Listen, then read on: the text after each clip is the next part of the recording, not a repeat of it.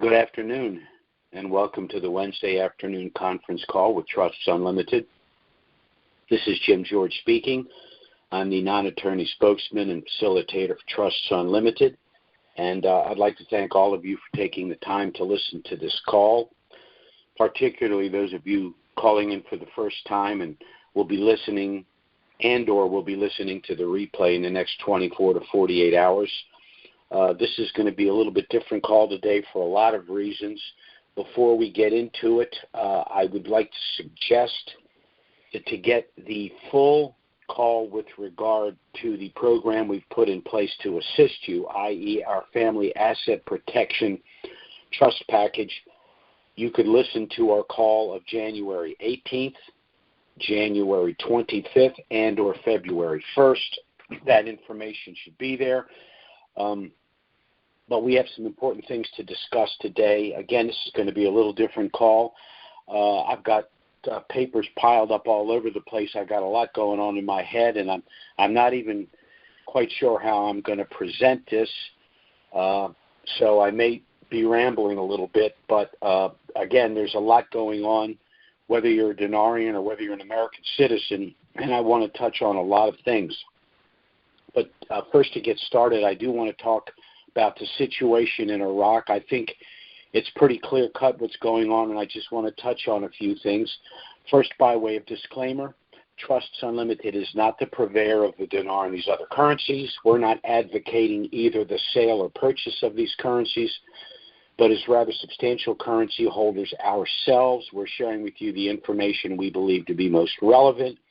And, of course, for those of us that are holders of the dinar and some of these other currencies, the window for the reinstitution of the dinar is the catalyst for what we hope to occur in the very near future. And so let's go ahead and talk about that.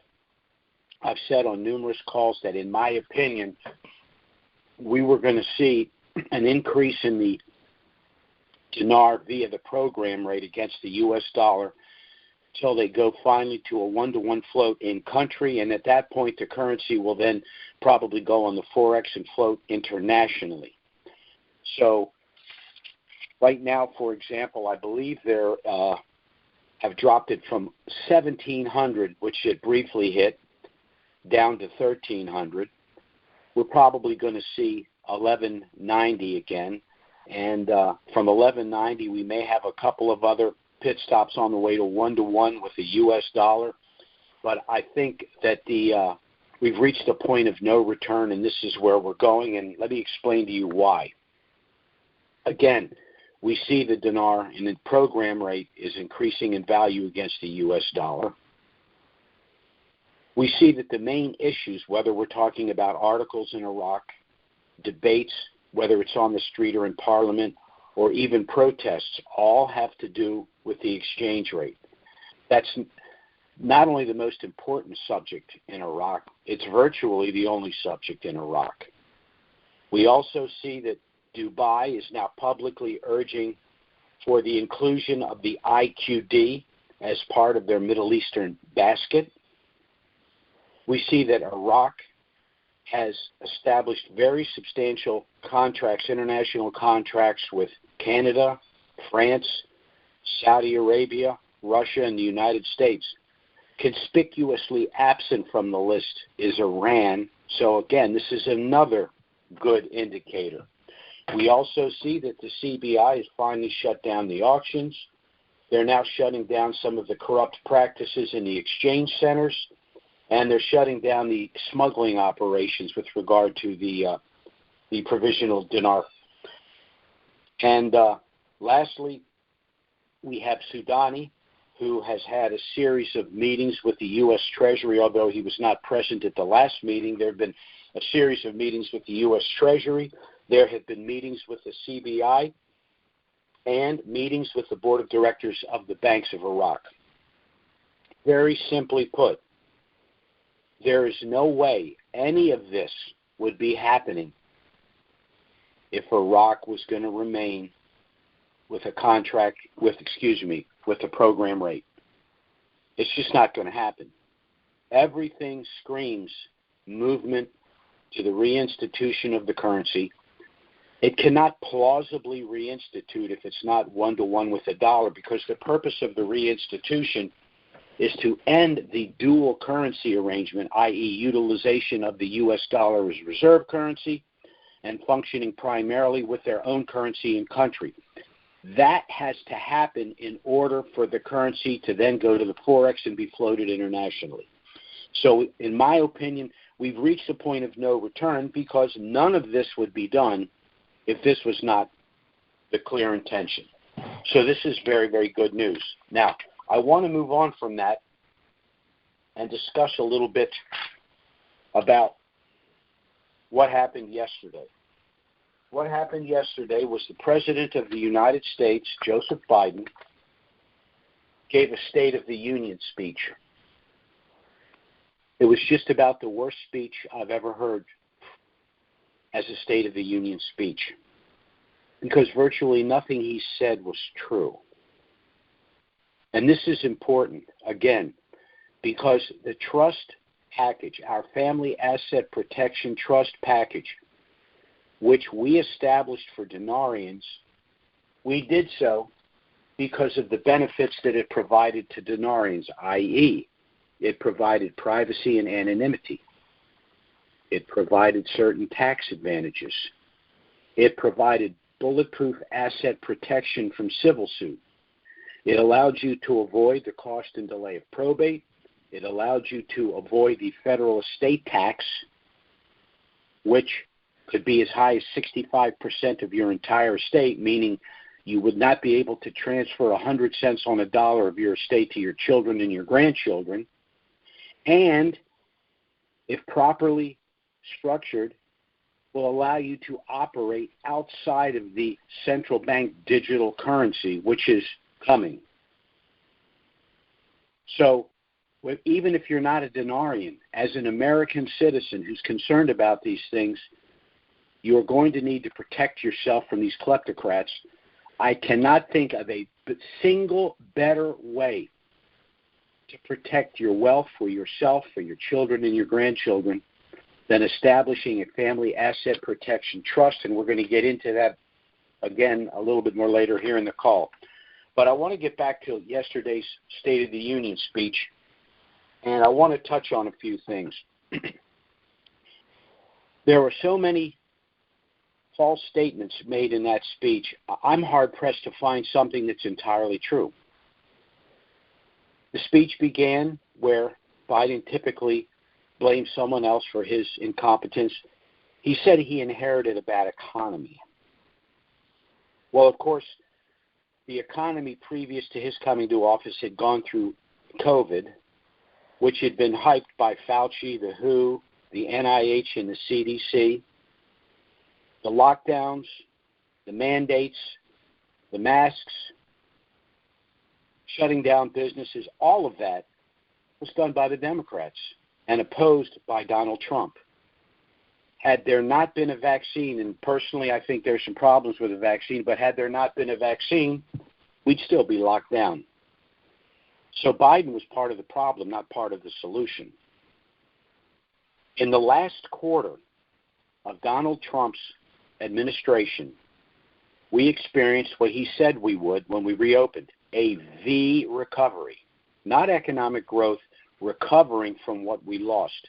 In the last quarter, the economy grew by 35%, and the inflation rate was 1.4%.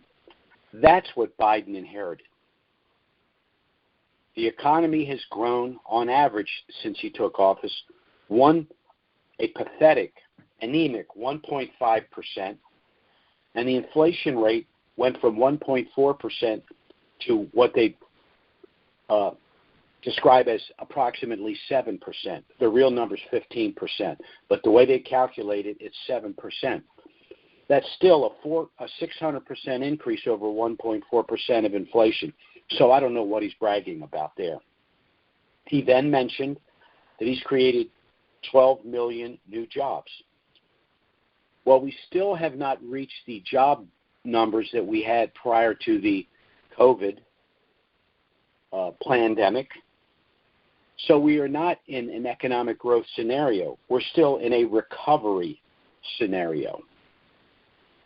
He also mentioned that we have record unemployment, and the unemployment rate using the U4 number is 3.5%, and that is a very good number.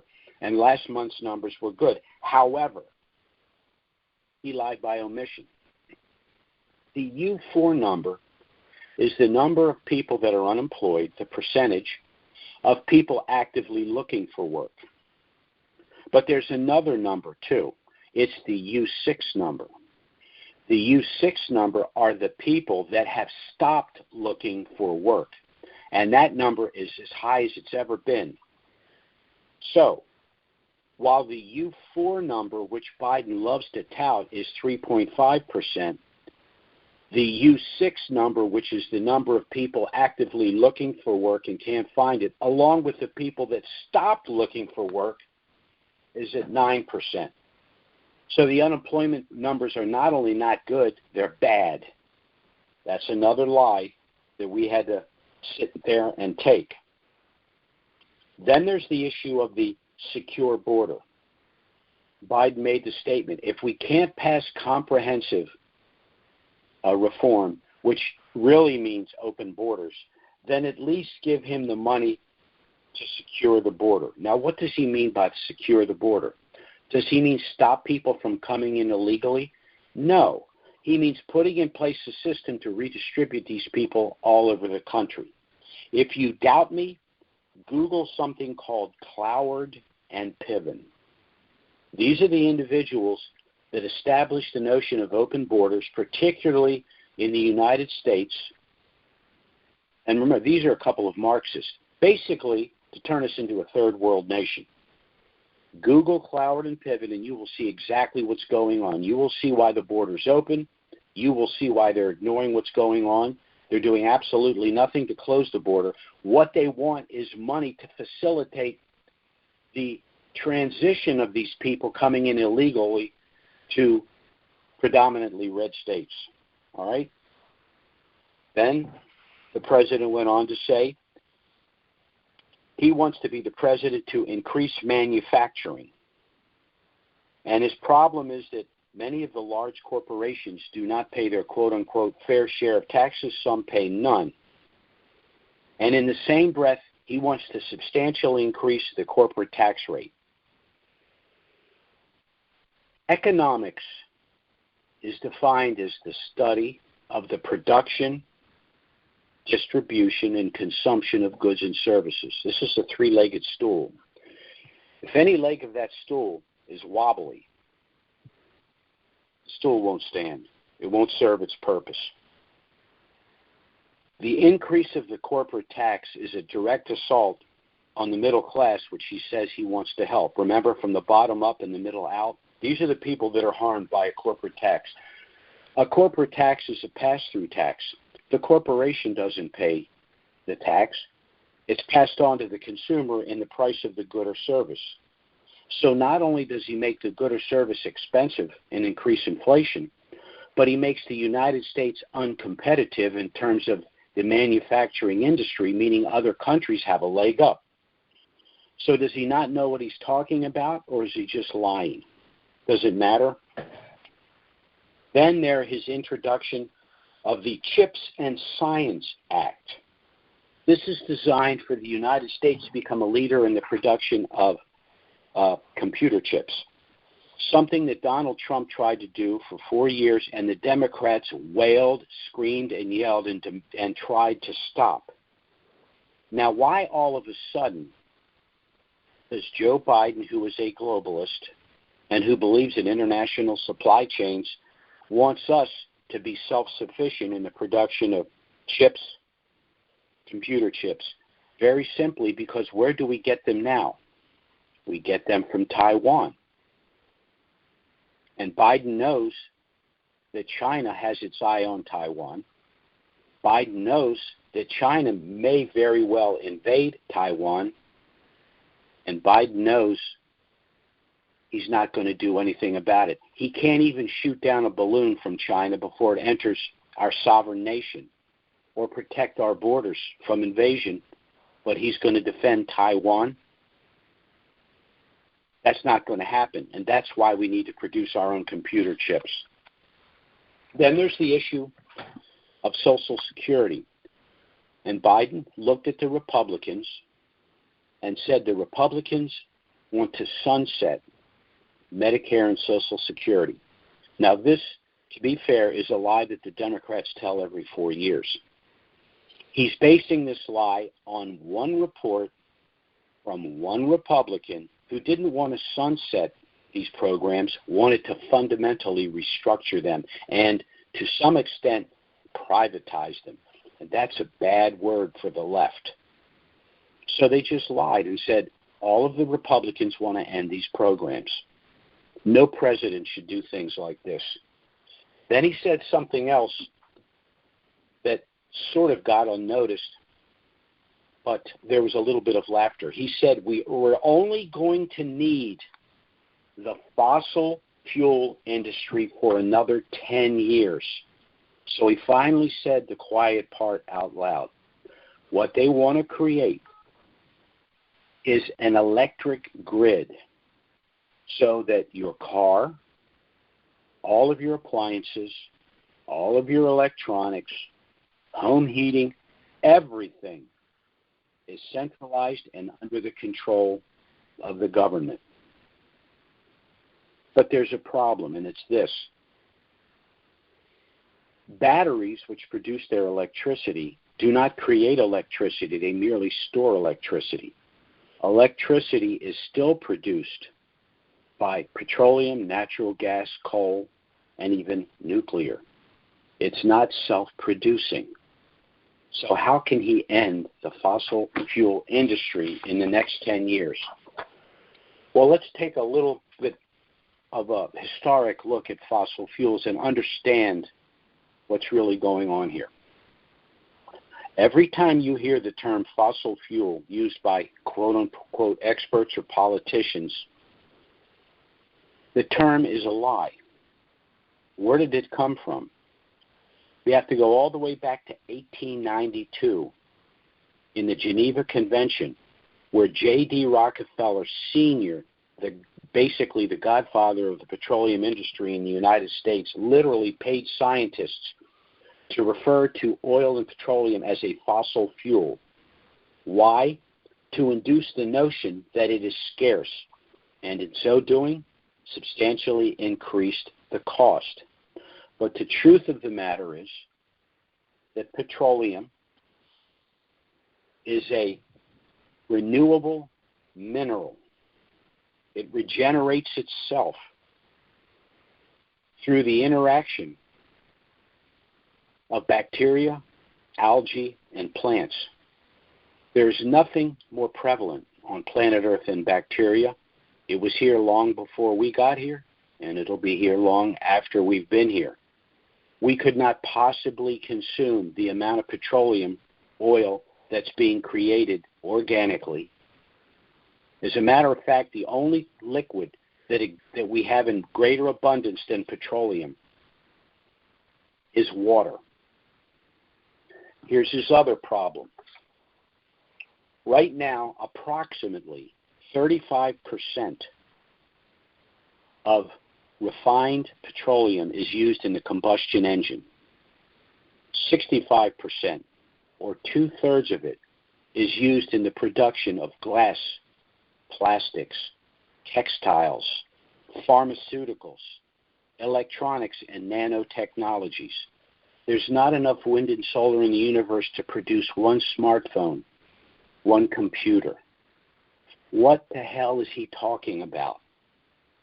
What he's saying isn't that we're going to end the fossil fuel industry. He's saying it's not going to be for the benefit of the average citizen. It's going to be utilized to the extent necessary to prop up their electric grid. Now, why am I discussing all of these things? I'm going to explain that in a little bit more detail, but I have one more point to bring up here.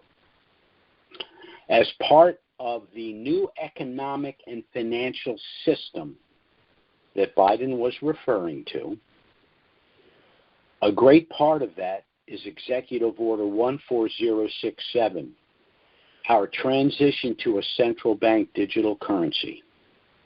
A central bank digital currency is nothing more than a control mechanism.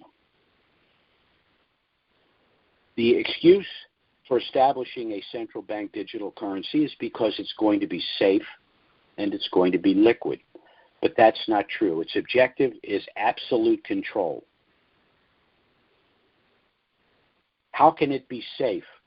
We know that there are routine hacks into government programs. We know that the use of an EMP, electromagnetic pulse weapon, could literally destroy all digital records, inclusive of your digital currency holdings. And unlike hard currencies, you can only leave a digital currency with a treasury or exchange it for some good or service. You can't put it in your pocket. In fact, you can't do anything with it without the knowledge and consent of the federal government.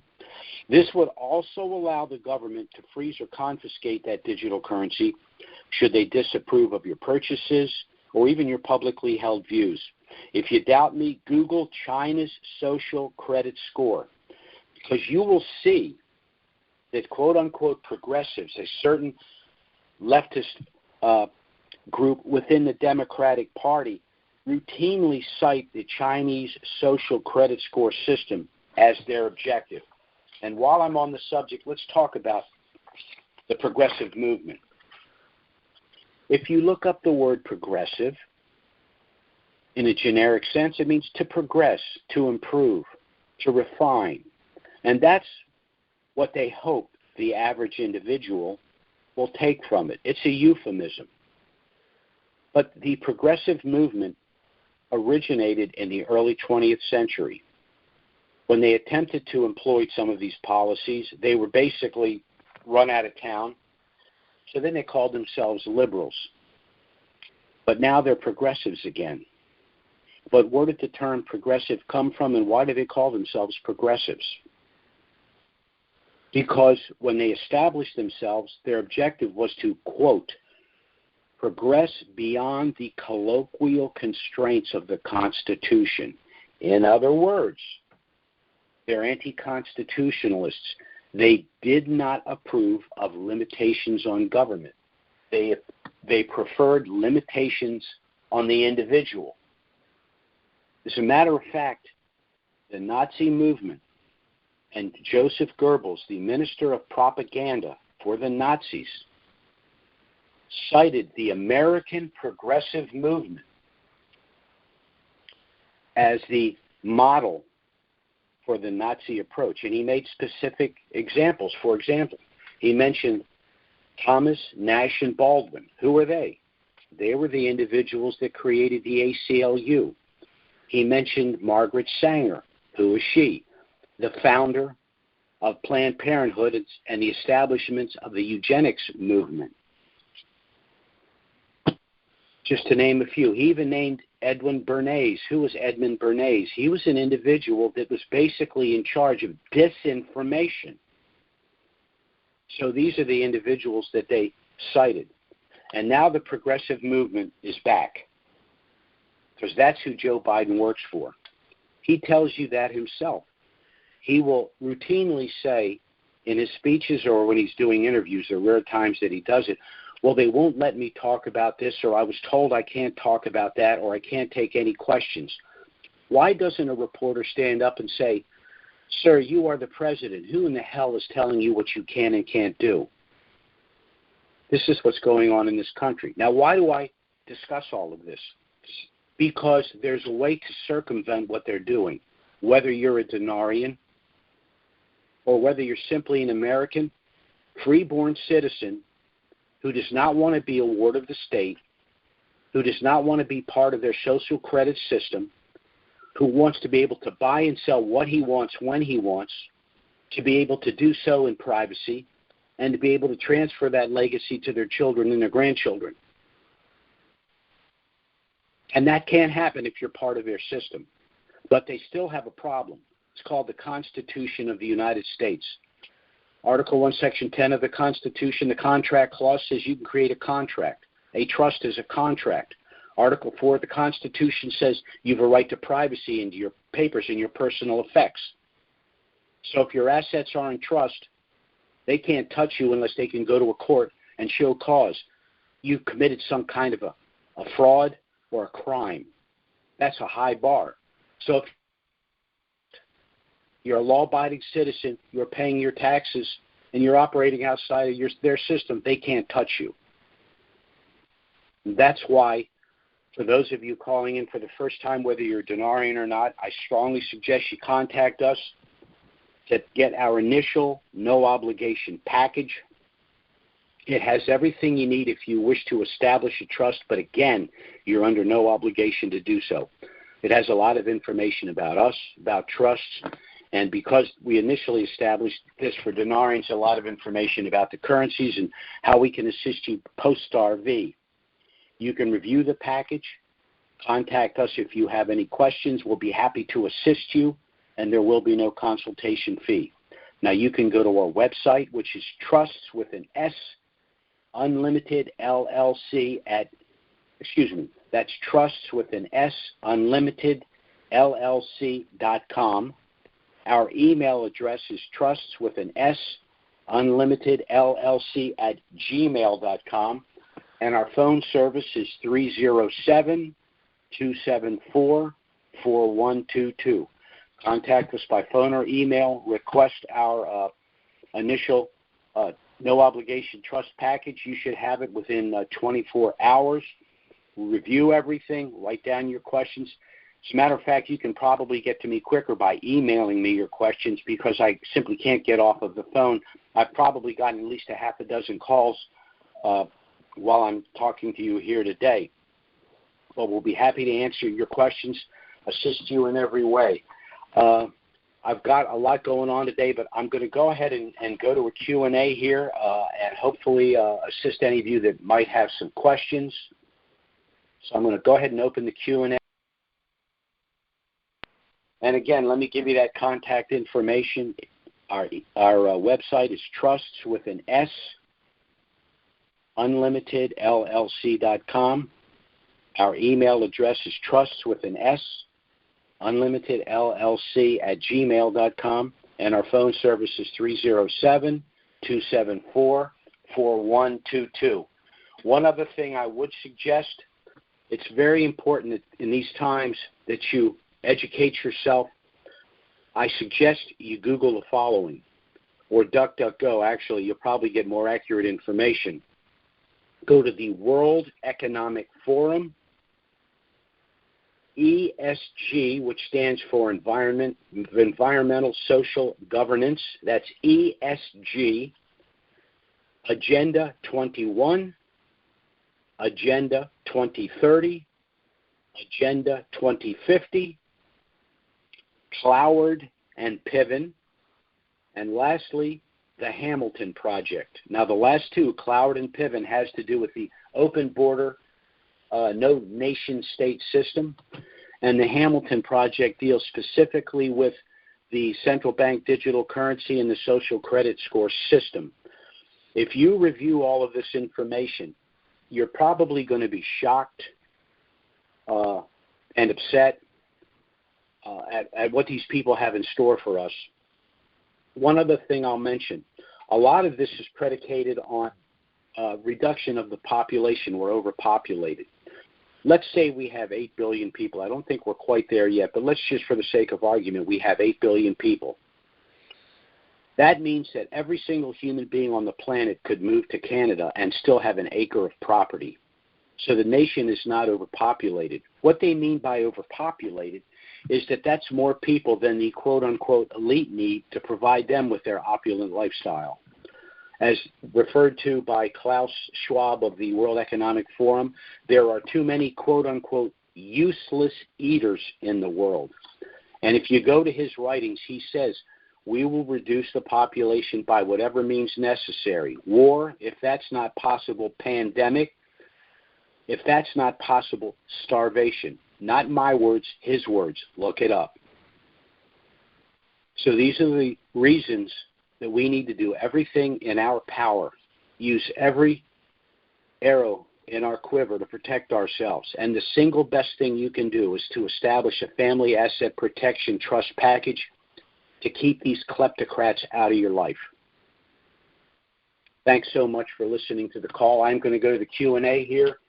Let's see. Our first caller is area code 813. That's 813. Go ahead.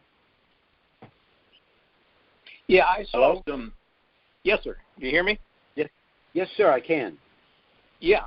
I saw on the Internet yesterday where the parliament in Iraq is going to lower the exchange rate on the dinar to 1,300 from wherever it was floating, or high 1,600, almost 1,700. Correct. And then I saw I a tweet. that. Then I saw a tweet that there was panic selling of the U.S. dollar, so everyone was trying to sell them yesterday before they went down to 1,300 today, which is understandable. My question for you is, in Baghdad, let's say a loaf of bread costs $3, and you have been using U.S. dollars, so $3 for a loaf of bread. Now you turned in those $3 and got 1,300 dinar for each one of them, which is 3,900. So now that loaf of bread, if you buy it with dinar, is 3,900 dinar. Now, a week or two or three or a month or somewhere, the rate creeps up to 1-to-1. Now those 3,900 dinar are worth $3,900. So now you've got what you did spend for a loaf of bread yesterday. Now you can buy a whole set of appliances with it. Isn't that going to create a tremendous amount of inflation in the country? No, because in country, that's what the deletion of the zeros is. It's really collective. Anyone in possession of provisional 3-0 currency after they reinstitute, the 3 zeros do not apply in country. So a $25,000 dinar note is really only 25 dinar. So it'll be roughly equivalent to $1. Maybe at a slight premium over the dollar. I predicted it will be worth about, 1 dinar will be worth about $1.15. Excuse me, I need one. The reverse. One. Go ahead. If you just sold those dollars for 1,300 dinars for each one of them, if you were buying bread for $3 and now you got to buy it with dinars, and it's 1,300 to 1, it's going to cost you 3,900 dinar to buy one loaf of bread. Not after it reinstitutes. Not after it reinstitutes. Because the dinar will not, it won't be that much. The provisional dinar will be gone. They will have a new currency. The provisional 3-0 dinar will not exist and to the extent that anyone has them in their possession, you can erase the 3 zeros at the end. They're going to have the lower small dinams and their fills and their coinage then. Okay. All right. The currency things are so complicated. I do currency work and arbitrages and all that, and sometimes I read something. I have to read it 3 times because of the way they explain it. Oh, the dollar's reduced against the dinar. Oh, the dollar's increased against the dinar, and vice versa. And you have to go, wait a minute, let me understand what they're saying. They're coming from the perspective of the dollar or the dinar. It's a little complicated, but the simple way to do it is they're going to have a new currency that won't have 3 zeros. And to the extent that anyone in country does possess a provisional 3-0 currency, the last 3 zeros, it's basically a LOP. It is. They call it a redenomination, but a LOP really is slang for a redenomination. They're essentially the same thing. 3 zeros are gone. So a 25,000 is redenominated to a 25 dinar note. And why won't they get rid of our 3-0 notes? Because that's part of the arrangement. We had to liberate Iraq. That's part of in other words, we were investing in the country by purchasing the currency in anticipation of its reinstitution. Okay. And this has happened in other countries. I mean, this isn't anything new. The difference now is the leverage here is huge. For example, I had purchased Kuwaiti dinar in the early 90s for like 15 cents, exchanged it for 3.46. Now, that's a good day at the office, but we're talking about a currency that we purchased for 1/1200th of a penny that could be worth as much as $5. So that's huge. It's nothing like this has ever happened. It's never going to happen again. Right. Okay. All right. If people don't get a trust before the RV, are you still going to be selling trusts at that rate? No. Well, I won't be. The company will be doing estate planning, but for people that were denarians, anyone that has something that they feel is going to increase substantially in wealth needs to put it in trust and get it out of title, because under the Uniform Fraudulent Transfer Act, you can only be sued for what you own in title or the value of property at the time you transferred it out of title.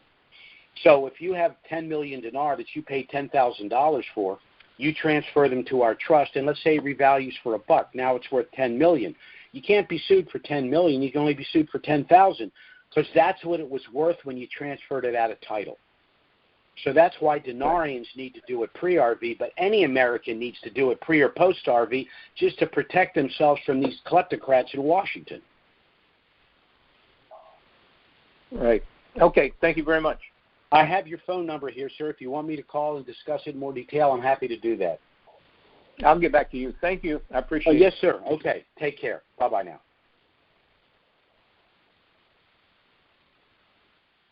Okay, our next caller is area code 405. That's 405. Go ahead.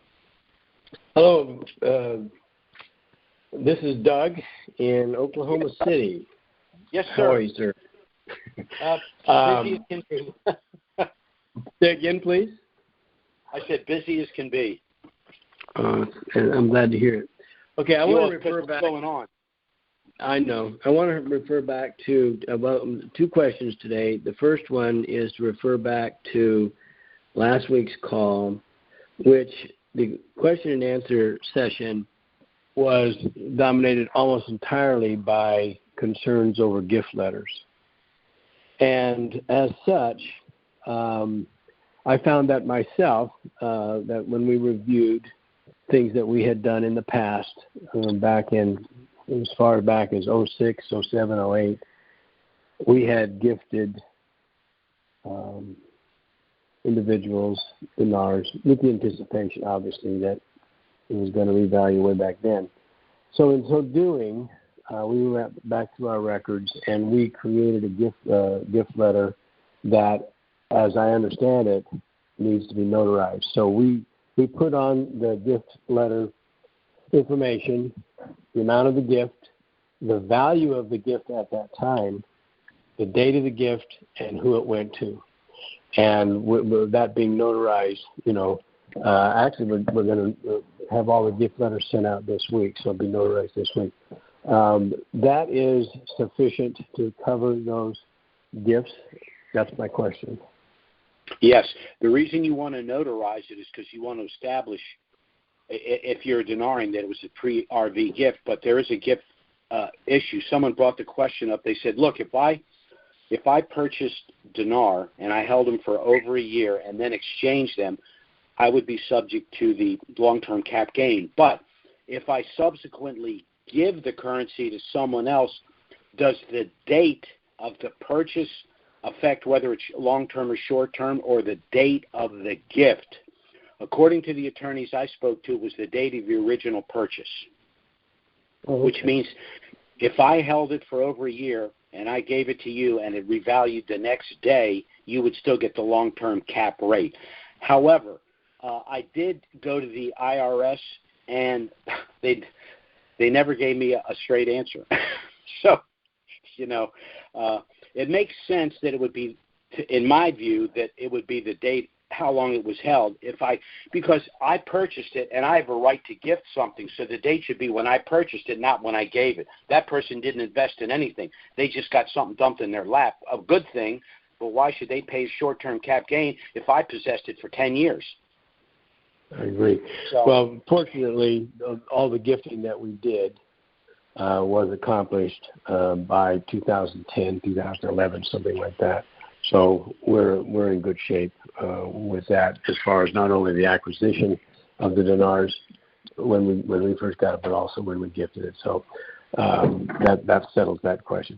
Second question: in anticipation of the activities that we will have to go through when this finally gets to the Forex and we have to go to a bank or some nature. We preemptively, just recently, set up a bank account through our trust with Chase. At least I thought we did. I got a letter back after we had done it saying that the individual at the bank, they presume, made a mistake and set our trust account up as a personal account. Now, I texted you a question about that, and I got a letter back from you guys from your law firm, basically outlining that this sometimes was known as a Massachusetts business trust, but first interests of business trusts are freely transferable unalienable, and so that it did not. We also have to use it. It did not go under the auspices. Now, I know that of the Massachusetts business, I know that our trusts are predicated on the laws of Wyoming, the trust laws of Wyoming. When we go back, which our appointment is tomorrow, when we go back to rectify this checking account error, can you give me the exact vernacular of what I need to tell? Yes. Go ahead. Yeah, I'm writing down. Hold on just a sec. I'm writing down email.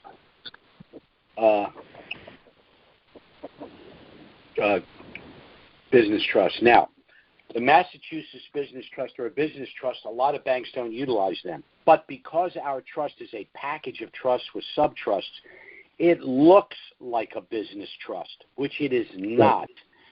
Right. A lot of the yeah. So I'm going to send you two things. I'm going to send you the dossier of our attorney, which explains his expertise in this area, and I'm going to send you the letter that we were going to email to everyone when the currency reinstituted. Because remember, we told people not to try to set up an account at the bank until after the reinstitution because we're going to provide all this information.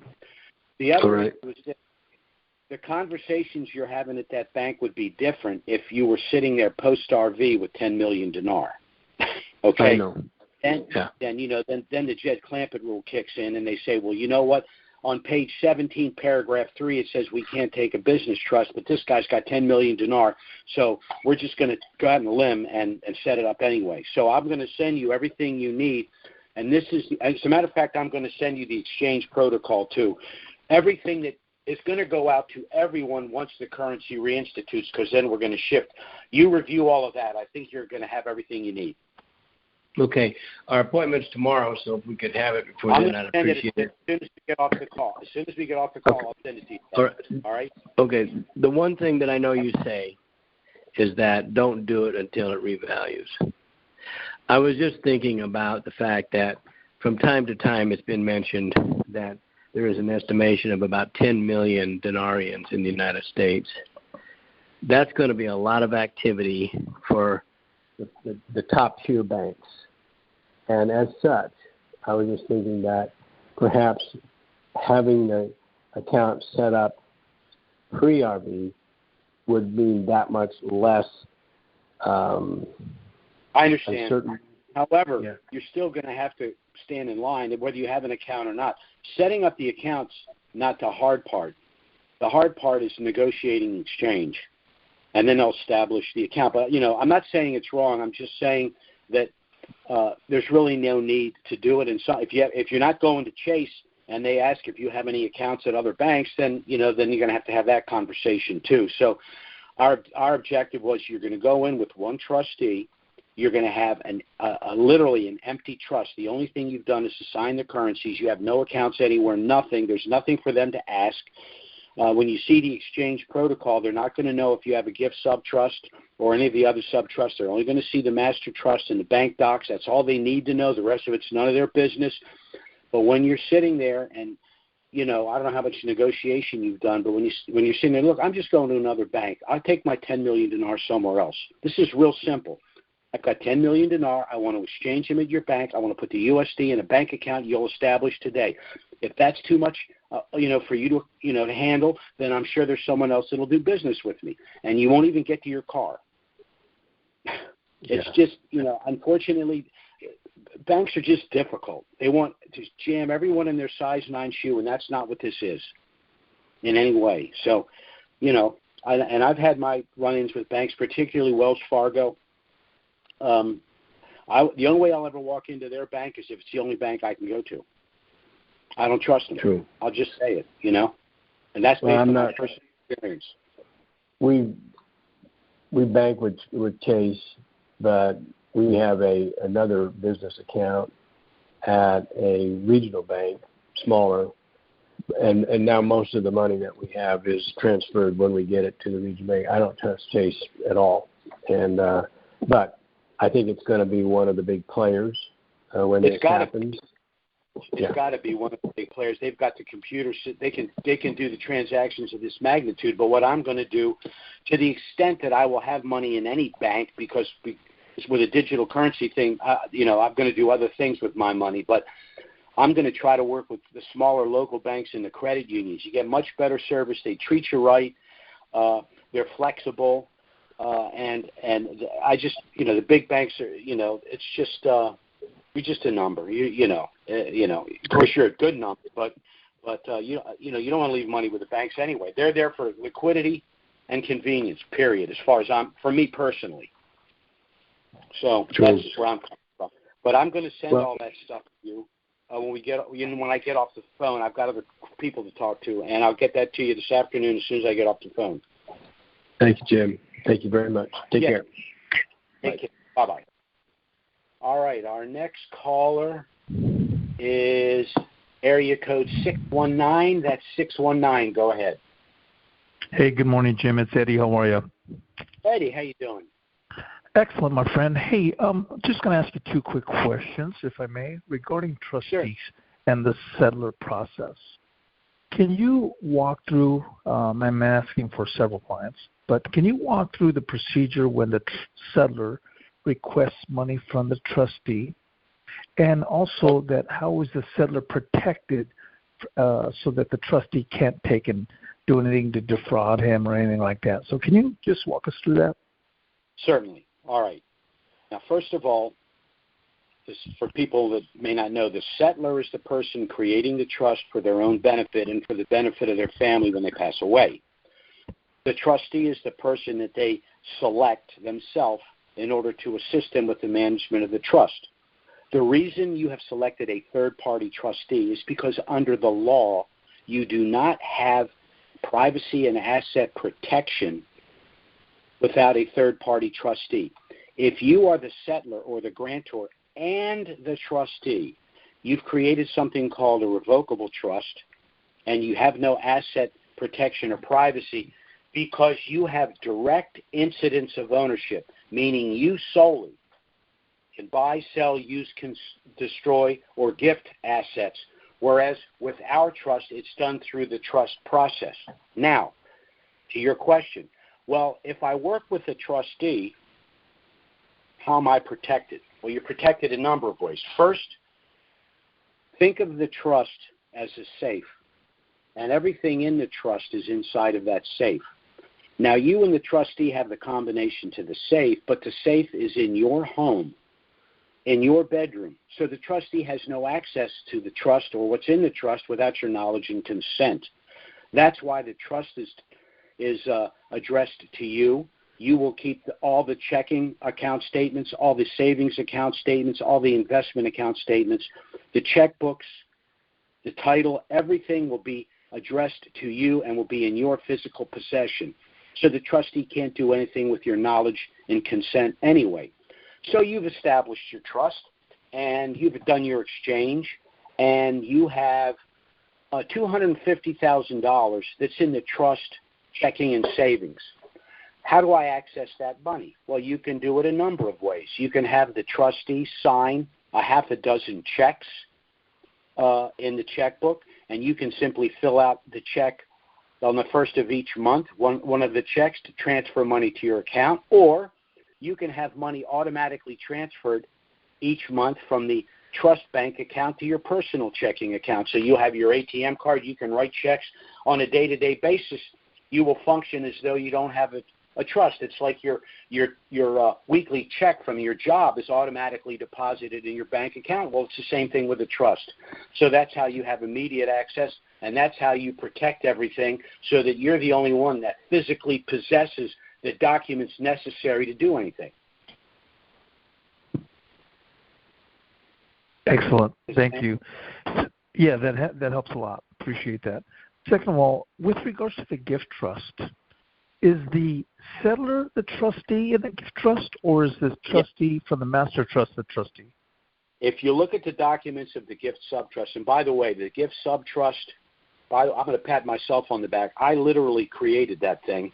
I went to because people were asking about gifting, and because we do estate planning, there are families that have problems in their family. They have children that are young. They have children that are disabled, or frankly, they have children that have drug problems or problems with the law, and they don't want to give them a lot of money. So, we create trust for them. So I went in there to them and said, look, why don't we just create a gift subtrust where they give the currencies to their friends and family pre-RV in order to avoid the federal gift tax, but they have control of the post-RV proceeds.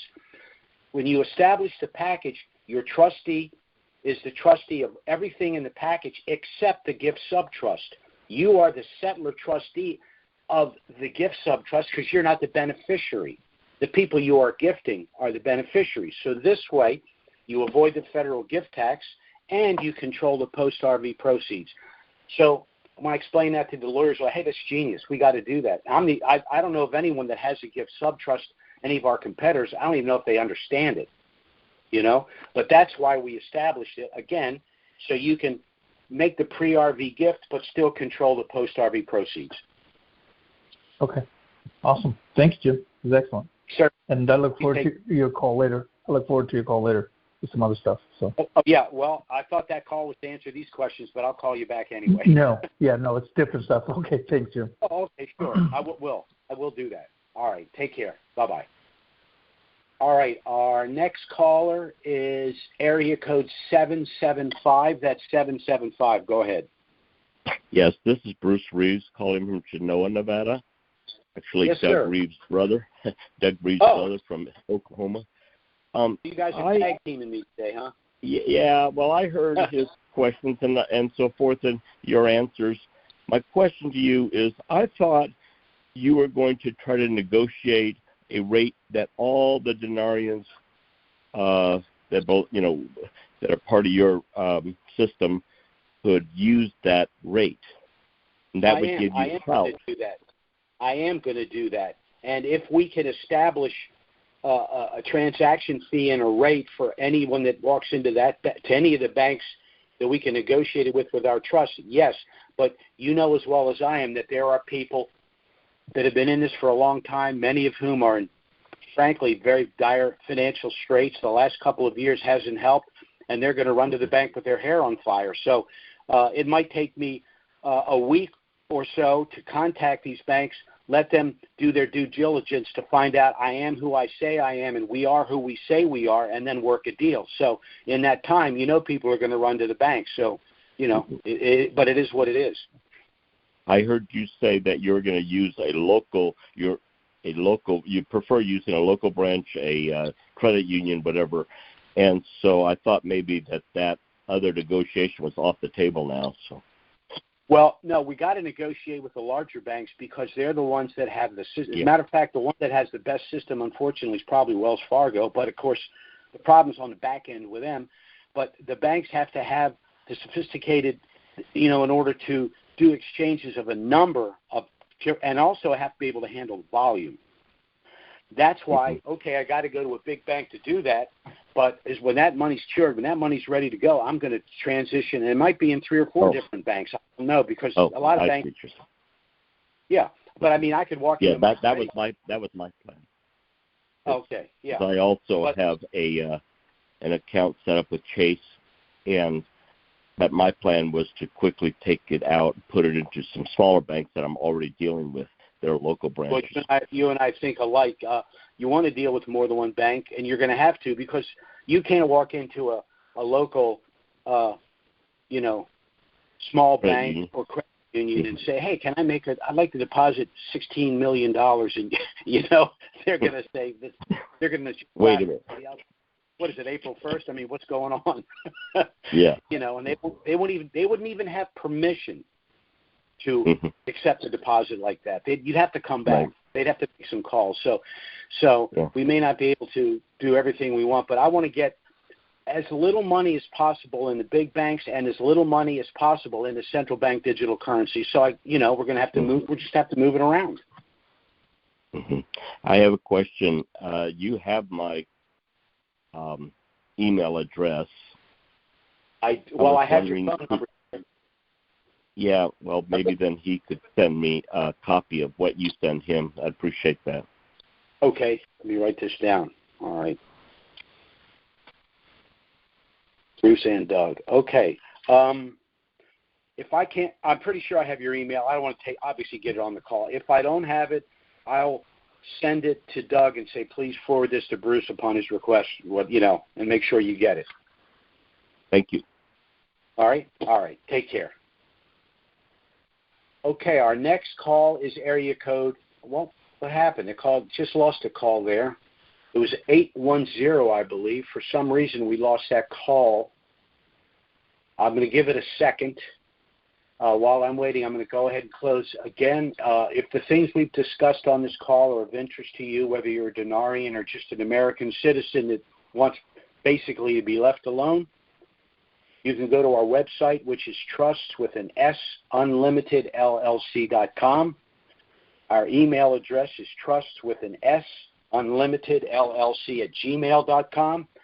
And our phone service is 307-274-4122. If you'd like to get our initial package or ask any question, we'll be happy to assist you. I think our call just came back. This is, let's try this. Area Hello. code 810. Yes. Hi, Jim. This is Diane from Michigan. Yes, Diane. How are you? I'm doing pretty good. I'm still having a issue with getting that EIN set up. There's a problem with I beg your pardon? Well, what is the problem specifically? Well, at the end, when you're trying to, it wanted to put you as the grantor, when you should be putting in the information as far as the trustee. So I'm having a issue with that. It's not. It keeps showing up as me being the person as the trustee. That's a little odd. Okay, what I'm going to do is I'm going to send you an email. We have a whole thing that explains everything and how you go through it. So I'm going to send you that email. Then try again. If you have a problem, let me know. Every once in a while, I don't know why, but we have clients all over the planet, and the only computer systems that I get calls about are in the United States. I never get a call from anyone else. Hey, I try to get. They have, for example, other countries have what they call a TIN, Trust Identification Number. In the United States, they don't differentiate between an employer number and a trust number. So that right there is weird. So I don't know why. You'd think the United States would be on top of that. But I remember the Obamacare thing. They paid $100 million for that thing. They couldn't get it to work, and 2 middle school kids fixed it. Or, it's just, I don't know what's going on with government. But it's just so much more complicated than it needs to be. But I'm going to go ahead and email you the protocol, and hopefully you can get it to work this time. Okay, and one other question. Now, sure. If I'm understanding correctly, so when you set up the EIN for the master trust, you have to set up the for the gift trust the next day? You can't do them both on the same day? So, yeah, you should do them separately 2 different times, but what you might be confusing is in the exchange protocol, we say, do not take your gift trust to the bank the first day. It will confuse them.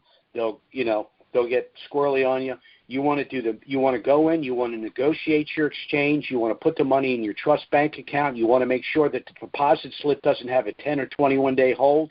then you want to leave that bank. Go away. A couple of days later, you want to call to make sure the money is cleared and available to you. That's when you go back with the gift sub-trust and anything else you want to do. So I'll send you the protocol too. Okay. Okay. And you said you don't want not for them to put a long hold on the money like that. No, they can't do that. There's banking laws. They can't. I mean, they can do it if you let them. But again, once the dinar reinstitutes in country, then our calls are going to deal with all that stuff. Right now, we're still marketing our trust, but again, once the dinar reinstitutes, people will still be purchasing trusts, but we won't be marketing them on our calls. We'll be dealing with our existing clients, the exchange process, management and funding of your trusts, taxation, investments, all that other stuff. Okay. All right. All right. Thank you very much. Okay. All right. Bye-bye. Bye-bye. Bye-bye. Well, that was our last call for this afternoon. Again, I'd like to thank all of you for taking the time to listen to our call. The things we've discussed, I've given you our contact information. Please feel free to contact us by phone or email. We'll be happy to send you our initial no-obligation package. We'll be happy to answer any questions you may have, and there will be no consultation fee. Our next call is, of course, scheduled for next Wednesday. Certainly, if something of a dramatic nature were to happen between now and then, we'll try to schedule an emergency conference call. But failing that, we'll be back next Wednesday, noon Eastern, 9 a.m. Pacific. Thanks for listening, everyone, and have a great week. Bye-bye.